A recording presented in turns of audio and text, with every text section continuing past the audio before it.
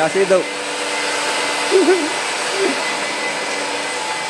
ဘင်းဖြတ်တဲ့နှကောင်မရောက်သွားအောင်ဘင်းဖြတ်တဲ့လူ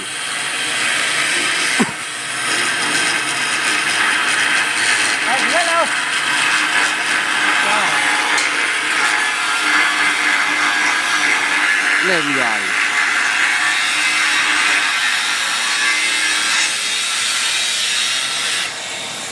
ဘုံလို့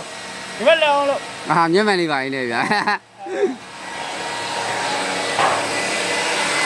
ဒီကောင်ပါအောင်ရောင်းသွားတာ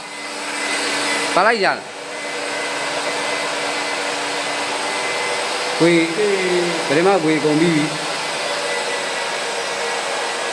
ပြေးပေးနေတယ်မဟုတ်ဘူးပေးပါ